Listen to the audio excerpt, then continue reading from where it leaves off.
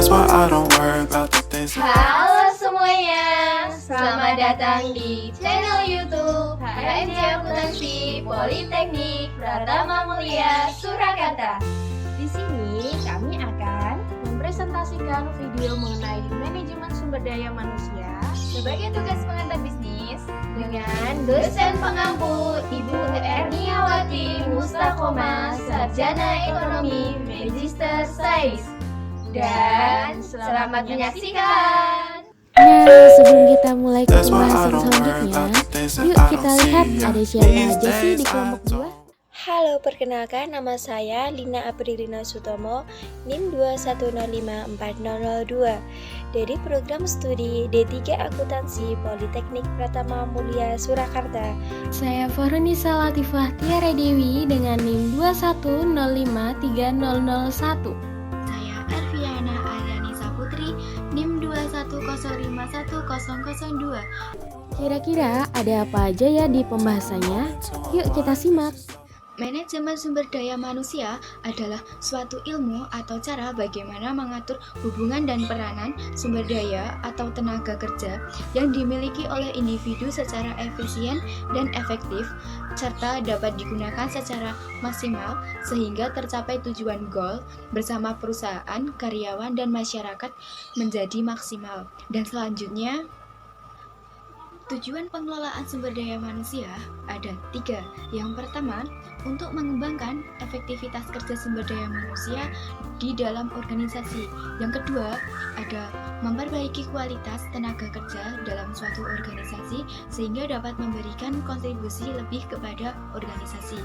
Yang ketiga, ada memberikan aturan kerja yang efektif dengan produktivitas tinggi kepada organisasi. Yang selanjutnya, menurut para ahli, yang pertama menurut Henry Simanmora, sumber daya alam manusia adalah sebagai pendayagunaan, pengembangan, penilaian, pemberian balasan, jasa, dan pengelolaan terhadap individu, anggota organisasi atau kelompok kerja.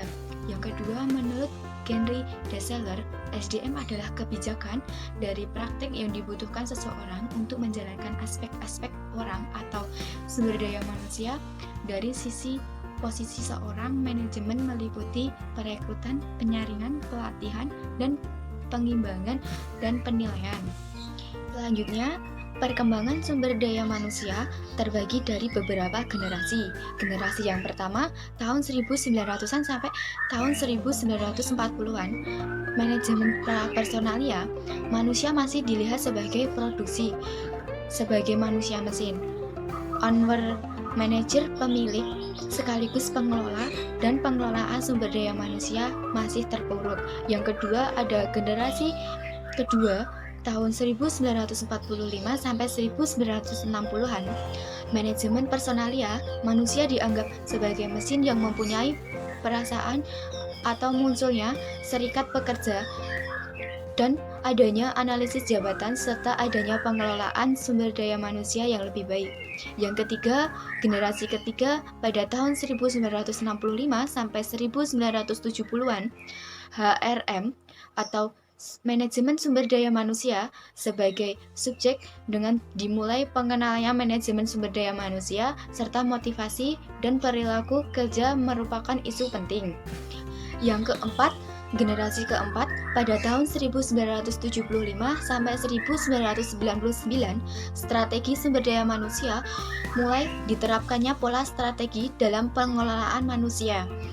Perkembangan perusahaan tergantung pada daya saing sumber dayanya, serta manusia sudah dianggap sebagai aset perusahaan. Yang kelima, pada tahun 2000-an sampai sekarang, brandware management atau manajemen perangkat otak di Indonesia, masalah sumber daya manusia baru ini dimulai diperhatikan lebih serius pada tahun 1970-an sampai hal ini dibuktikan dengan munculnya undang-undang tentang tenaga. Di sini saya mau lanjutin pembahasan selanjutnya, yaitu ada proses tahapan manajemen sumber daya manusia. Yang pertama ada rekrutmen atau pengadaan. Pengadaan manajemen Sumber daya manusia, rekrutmen di sini diartikan pengadaan, yaitu suatu proses kegiatan mengisi formasi yang lowong. Yang kedua ada maintenance atau pemeliharaan. Pemeliharaan atau maintenance merupakan tanggung jawab setiap pimpinan. Yang ketiga ada development atau pengembangan. Pengembangan sumber daya manusia yang ada di dalam suatu organisasi. Selanjutnya adalah hubungan manajemen sumber daya manusia dengan visi, misi, tujuan, dan strategi organisasi. Yang pertama ada misi organisasi, merupakan gambaran seluruh organisasi.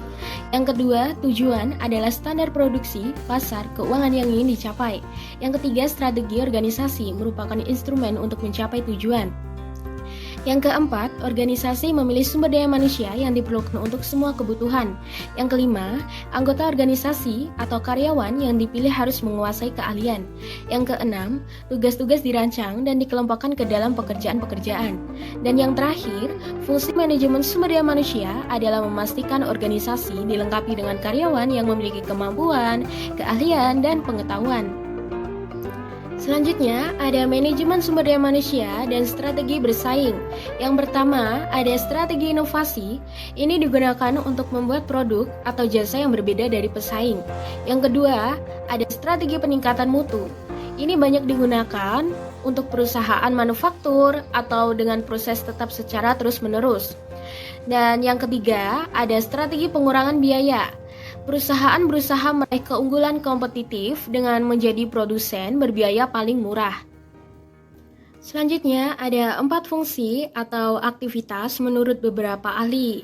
Yang pertama ada perencanaan atau planning, adalah kegiatan memperkirakan tentang keadaan tenaga kerja.